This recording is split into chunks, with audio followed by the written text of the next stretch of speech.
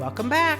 On our last episode of Parenting the Mental Health Generation, we spoke with two Glenbrook North grads who shared stories about what it's like growing up on the North Shore of Chicago.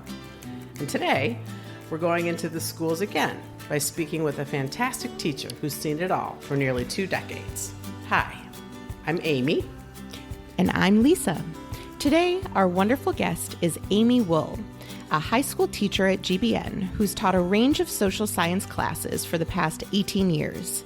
Aimee is here to share some trends she's seen in the student body, some thoughts about why students seem so much more stressed these days than in the past, and some tips for how to help our kids refocus on the things that will truly help them be successful.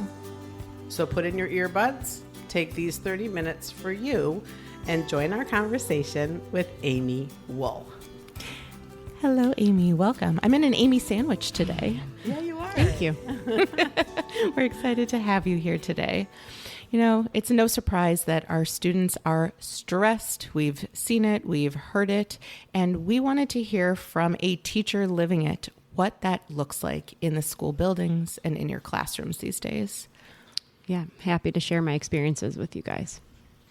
I would say students, especially in the fall, and especially our upper level classmen, this pressure with the college application process seems to be far more overwhelming than, let's say, 10 or 15 years ago. I think as the focus of colleges has been greater and the acceptance rates at schools that our students used to be frequenting seems to be dropping, students feel this pressure to take advanced classes, honors classes, advanced placement classes, be involved in leading several extracurricular activities, being involved in sports, doing community service on the side, all while managing a social life and, family stress and pressures. It's just feeling like a lot for our students, and they feel overwhelmed and that they don't have enough time in the day to manage all of their various responsibilities while sleeping. The sleeping has very much been sacrificed. Pressure real, or is it manufactured? And I think it's a combination of both. I think COVID certainly affected acceptance rates. I think especially last year, our students that were traditionally getting into schools like University of Illinois and University of Wisconsin, some getting into Texas, University of Florida, for example, those acceptance rates dropped, and students that, felt like they had worked their whole life, at least their whole middle school and high school life, to get into these schools, ACT tutoring, SAT tutoring, and the like, still didn't feel successful early on, especially during the first round of acceptances. Now, many did get in after they had been deferred, but I think the pressure is real. I think that there are more students, especially at GBN, applying to schools that might be considered, or what would have been considered 15 years ago, as reach schools. And so students are no longer just applying to 5 schools. Like when I went to Glenbrook North in the 90s, I applied to 4, got into 3 and picked one, went to visit 2, picked one, it was done.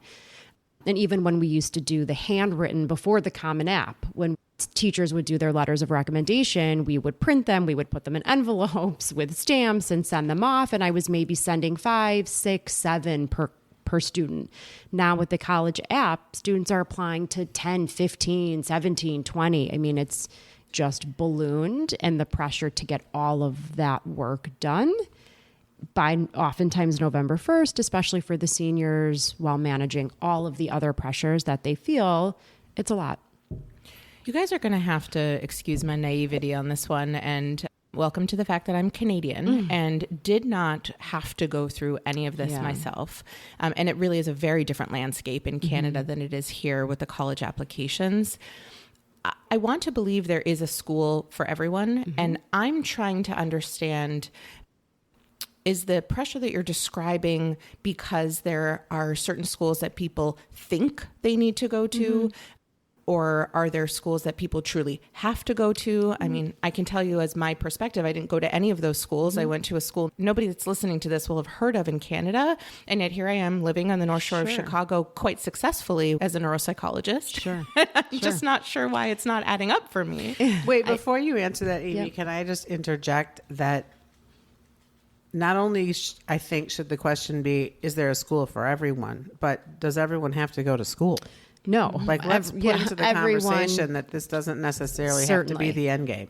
Everyone does not need to go to school. And I think that we have several faculty members at Glenbrook North, and especially Dr. Boyle, who works tirelessly to help students find those schools that may be for them. And maybe they're not even universities. Maybe they're trade schools. We have students who take a gap year. They study in Israel. They join the military. They just take a break for a year. They travel. They do service work.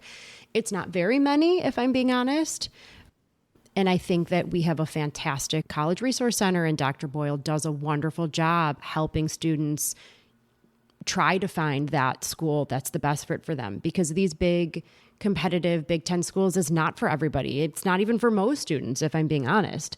But I think the pressure that some students, maybe many students, not maybe, certainly many, I can't give you a percent, but it's the universities that previous students have attended, that their parents have attended, the ones with the college sweatshirts and the football games, and the social media has not helped that. And that now when students get into schools, there are the announcements and the decorating and the parties and the kids announcing and the parents announcing. At Glenbrook North, we traditionally had, I was the senior class board advisor for years. We had a May Day where on May 1st, we celebrated the decisions that students had made. And we have moved away from just a traditional college experience May Day, but celebrating all decisions students are making. I think that the school is well aware that students are taking different paths, and we encourage students to take different paths.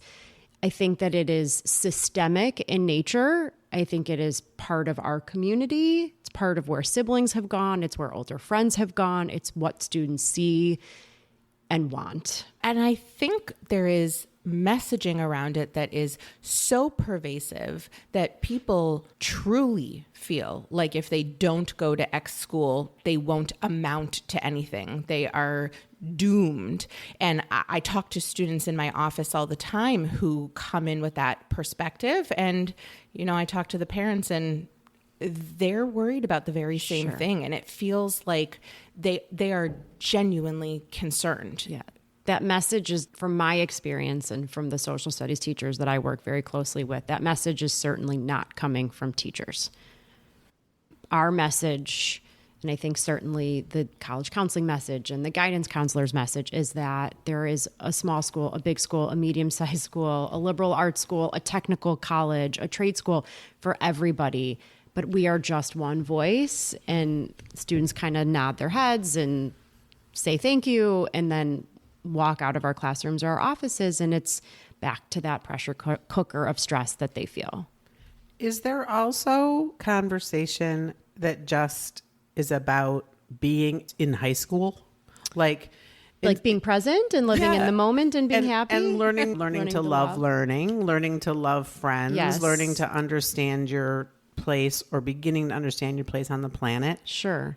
I think that, again, as social studies teachers, we certainly strive for that, especially in our civics classes, being good citizens and what does that mean, and U.S. history, learning the mistakes that country has made throughout the years and how can we be actively involved in the importance of current events. And in psychology and sociology, that's pretty much all we focus on. Yes, we do that. And I have the most fantastic colleagues in the planet who are the most caring, compassionate individuals who are noticing when students feel down or overly stressed and pulling them aside and reminding them that they're more than just a test grade. They're more than just their grade in school. They're more than their college. That doesn't define you. It may feel like it does in the moment, but it does. We are trying.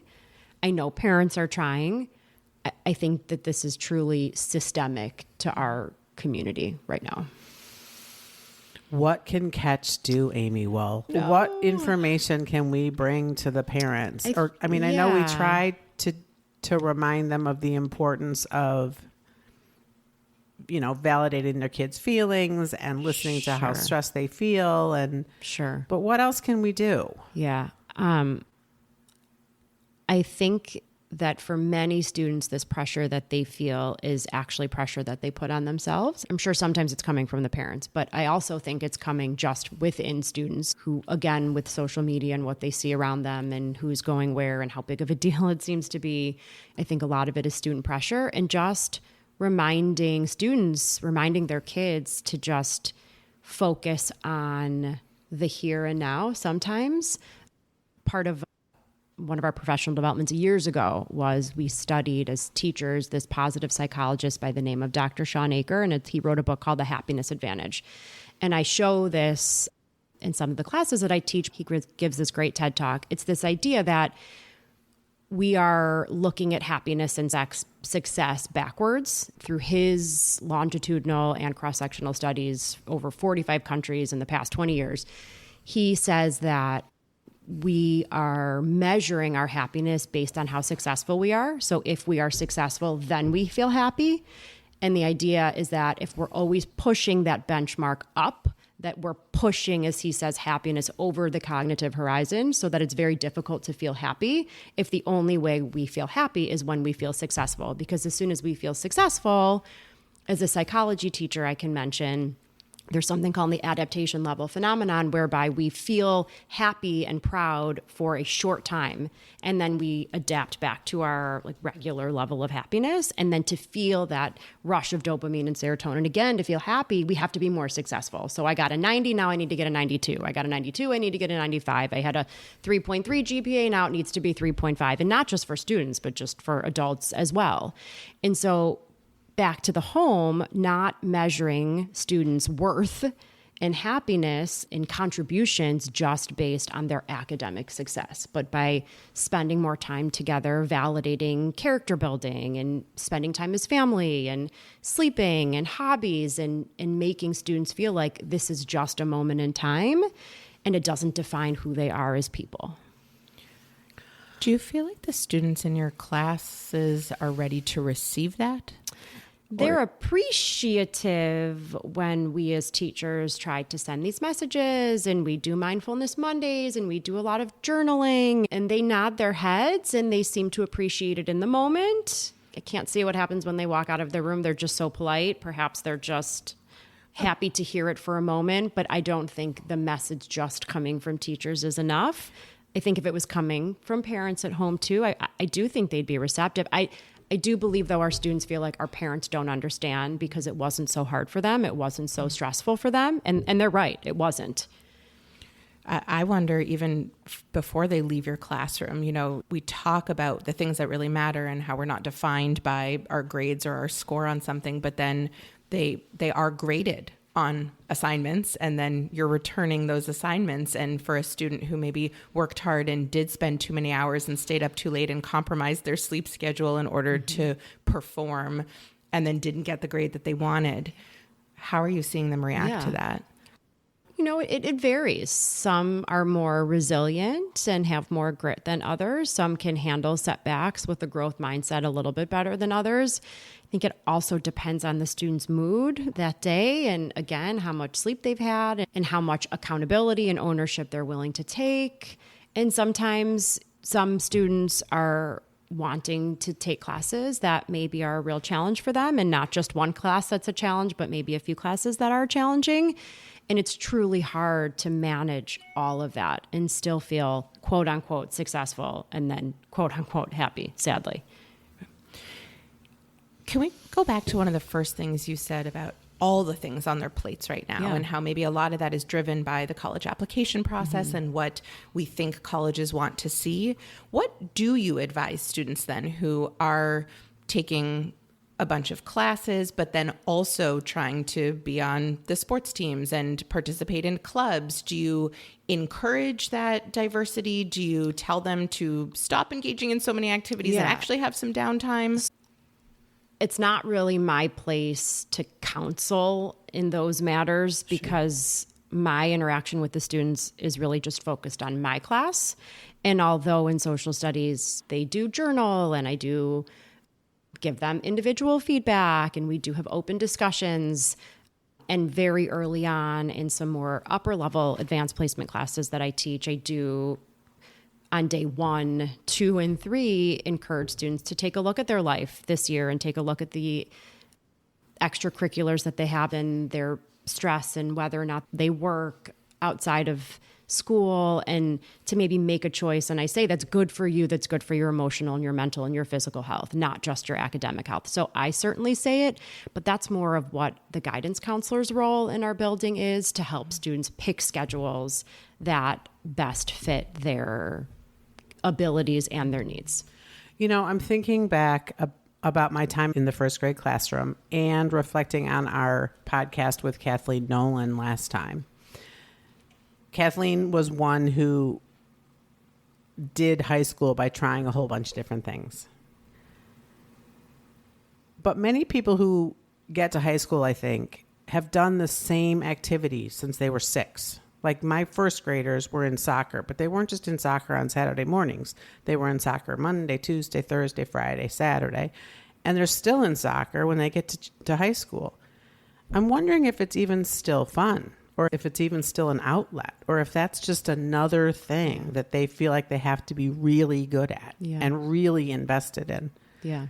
And maybe that's starting all this stuff so young at such an intense pace. Yeah. I can tell you personally that pressure starts as early as you're describing still, if not earlier. I have a just turned 6-year-old, and we were at soccer on Saturday morning in the most casual of forms.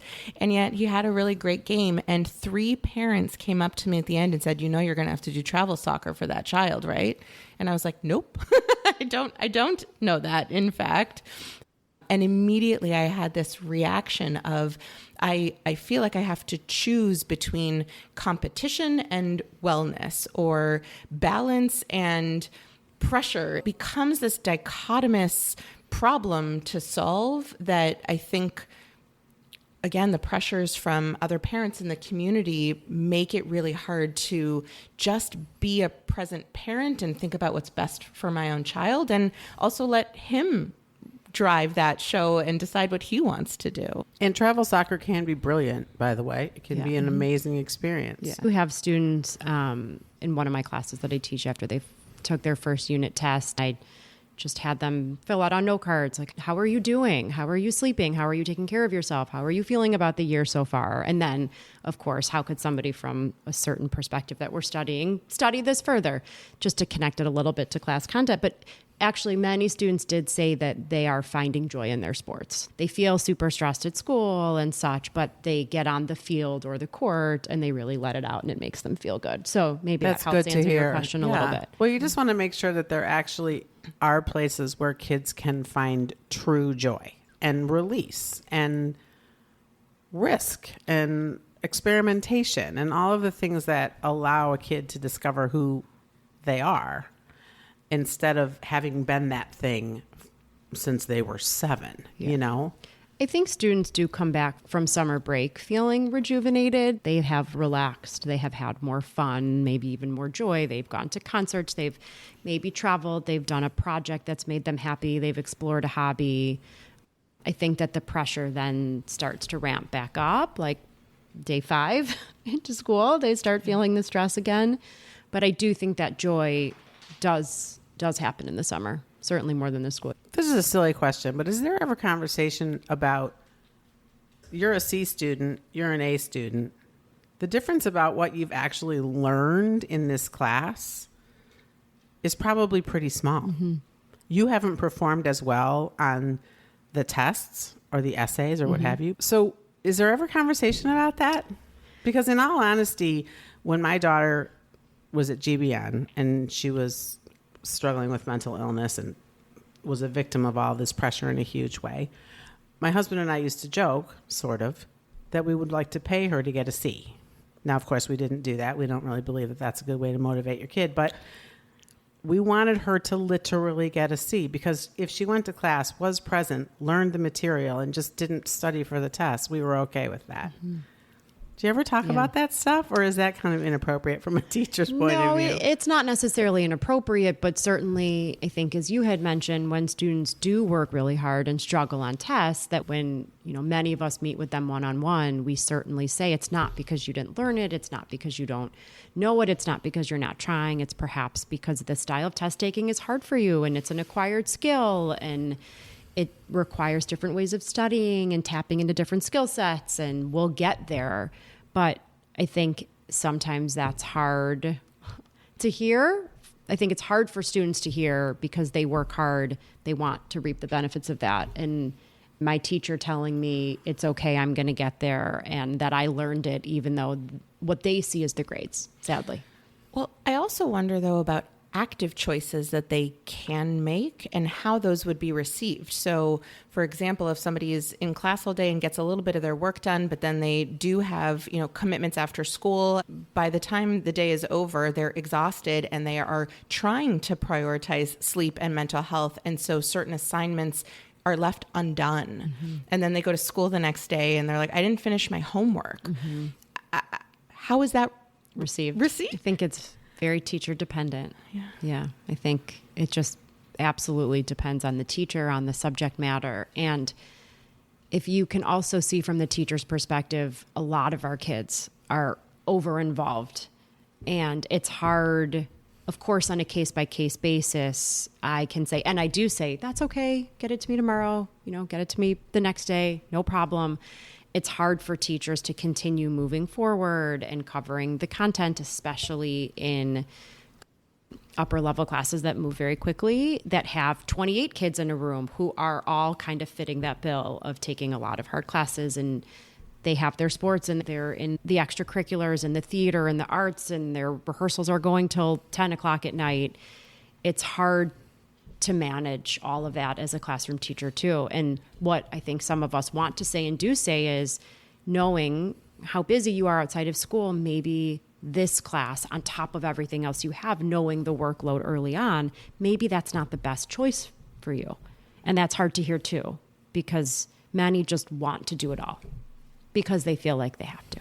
Yeah. Because they're afraid that if they don't, something terrible will happen. I can't stop thinking about the fear that seems to truly underlie all of this in such a present, ever-present sort of way, and how to chip away at that and tell success stories of people who've done the things that these students want to do in their lives and are looking back and saying, like, I didn't go to that college, or I didn't take 5 AP classes. I didn't do it this way. And yet here I am and I did just fine. But we don't see enough of that. We don't hear enough of that to help people truly believe there are other ways to achieve their goals. Sure. The teachers tell that story and they provide those narratives. Absolutely. I don't know that the message coming from us is enough. Yeah. Well, I think it doesn't help that we've all chosen to live in a place, in large part because the schools here have a good reputation. I mean, let's get real. That's why a lot of people live here or come back to raise their kids here that have grown up here. And, we were just ranked like the best in the world, or, number 2 in the country, or whatever it was. And that's arbitrary measure that we are. Well, I took a snapshot from the newspaper about the criteria by which that was chosen, and it left out some important pieces, let's put it that way, namely mental health and well-being. But I guess what I was going to say is, I think that if we could somehow redefine what it means to live in a place with a good school system. In other words, a good school system doesn't mean that you get into good college. A good school system means that your kid is safe, your kid learns some things, your kid's cared for, develops well, understands who they are. That, to me, is a good school system. And so somehow if we could work to sort of redefine that, because what we decided when kids are so small is that we're here to be somewhere else. Like, we're here to be in the school system in order to get elsewhere. And we're not just marinating in being here. Well, and what's crazy about what you're saying is that it sounds like these things are mutually exclusive, but cognitively that doesn't make any sense to me, right? We are more available for learning when we do feel good, and when we are getting good rest, and when we are feeling resilient, and when we have our mental health intact. That's when we learn best. And so you'd think that there'd be a way to be academically successful in the classic ways that all of these measures are defining it, while simultaneously being healthy, and we simply haven't struck that balance yet. Well, and I think it's also interesting to remember that in our last podcast, again, those two young women, when they reflected on their experiences at GBN, the things that were most important to them, that have stayed with them the most, were that they were both lucky enough to develop friends that they still have. Yeah. None of them said, oh my gosh, that class I took was fantastic. Loved spending 7 hours a night on that homework. Exactly. True. And, those stories maybe are one of the ways that we could continue this dialogue in the community, is to remind people that at the end of the day, what really matters is that those young women feel loved and cared for and solid. And that's what we all want for our kids and our students, right? Absolutely. And I wonder too, as the parent of two young children, whether the difficult part is we're talking about these high school students who are already in high school. They've already been through, 9, 10, 11, 12 years of this schooling and this messaging and this pressure. But maybe the hope here is that my kindergartner comes home every day using growth mindset language that was clearly and explicitly taught to him in class. And he's like, Mom, I made a mistake. And you know what? I learned from it. That's the greatest win that you could come home with. The elementary schools, our feeder schools, are doing a phenomenal job with their social emotional programming. Every feeder school has a solid program in place. They spend time with the kids in class on it. They're coming to the high school. I think at least the schools have done the best they can, equipped with the terminology, the language. It's just harder for students to implement come high school when the pressure is ramped up. We're going to have to keep working then, I guess. Yes. And we will. And we have the most supportive, wonderful parents in this community who love their kids and care for their kids and want the best for their kids. And no parent wants their child to struggle with mental health or with emotional struggles or self-esteem issues. I mean, all we as parents want is for our kids to be happy and healthy. And I truly believe that our parents' hearts are in the right place. And I think sometimes it's just hard for parents to quiet the voice in the kids' heads for what the kids want. And parents just feel like they need to give the kids what they want, including the academic support, so that they feel happy and successful. We got to work on redefining these things, don't we? Yes, we Happiness. do. Yes. Challenge accepted. We still have jobs. That's good. Yeah. Well, Aimee, thank you Of course. so much for being on here, for your time and your commitment to balancing our students' education with their mental health. It is an ongoing journey, and we appreciate you with your boots on the ground helping our students. We're in it together. It's an important partnership. Thank you to our listeners of Parenting the Mental Health Generation. Stay current on all Catch programming by liking us on Facebook at Catches Community or by visiting our website, catchescommunity.org. We're glad you joined us to continue the conversation. It's important to talk about our mental health and reach out for help if needed.